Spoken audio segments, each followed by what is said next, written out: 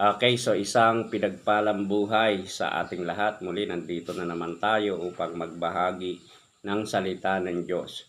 Sa Psalms 46 verse 10, ang sabi, "Tumahimik kayo at alamin na ako ang Diyos. Ako'y mataas sa gitna ng mga bansa, ako'y matataas sa daigdig." Sa ibang translation, sinasabi niya, "Tumigil kayo at kilalanin ninyo na ako ang Diyos.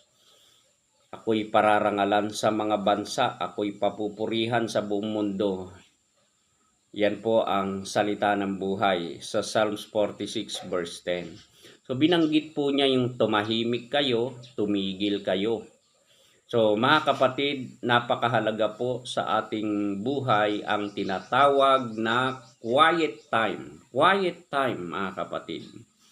So quiet time ay mahalagang parte ng ating pang-araw-araw na buhay. So ano po ba ang quiet time, mga kapatid?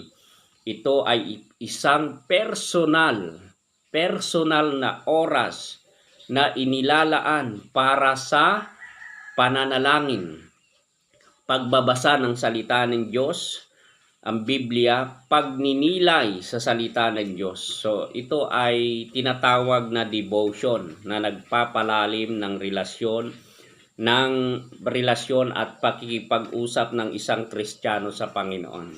Kaya mga kapatid, napakahalaga po ang paglalaan ng oras para sa Panginoon araw-araw, pagbabasa at pagninilay at yung pananalangin. So gusto ko pong sabihin sa araw na ito, ang quiet time ay mahalagang bahagi ng pang-araw-araw na buhay natin. Kasi po, una, you develop the most important relationship of your life. Di po ba kung mahalaga ang Diyos sa ating buhay, lalaanan natin siya ng oras. Makikipagniig tayo sa Kanya, makikipag-usap, kakausapin natin siya. So, quiet time makes you develop the most personal habits of all time. You develop the most personal habit of all time. So, ibig sabihin, nagkakaroon tayo ng regular time with your Creator. Nagiging habit natin yung pananalangin, pagbabasa ng salita ng Diyos, pagdinilay ng salita ng Diyos. So, quiet time drew near to God, and He drew near to you.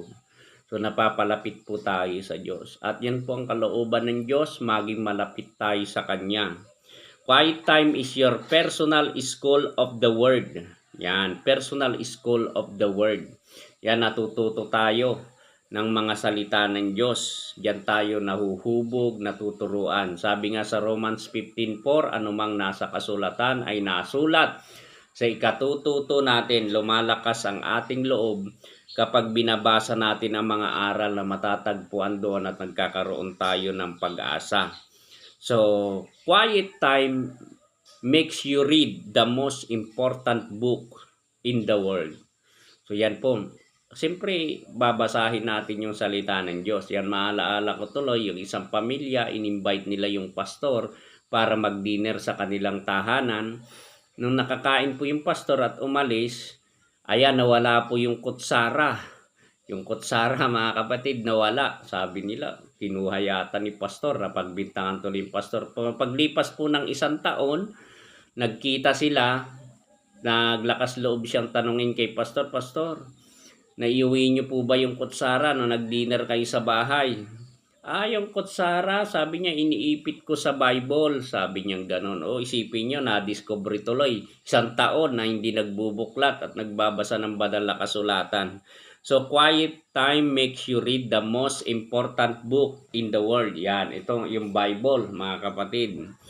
So, pag nagkwa-quiet time po tayo, ito po yung personal school po natin of the word. Kasi, pag nagninilay-nilay tayo, nagbabasa-basa, diyan tayo na natututo. So, quiet time increase your personal knowledge of the scripture. Yan, nadadagdagan yung kaalaman, kabatiran, kaunawaan natin sa salita ng Diyos.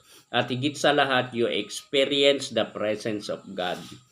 Kaya mga kapatid, ituloy lang natin yung nasimulan natin para sa Diyos. Okay, so sa lahat po na makakanood ng bidyong ito, maraming salamat sa inyong lahat. Basbasan at pagpalain po tayo ng Diyos. God bless us all.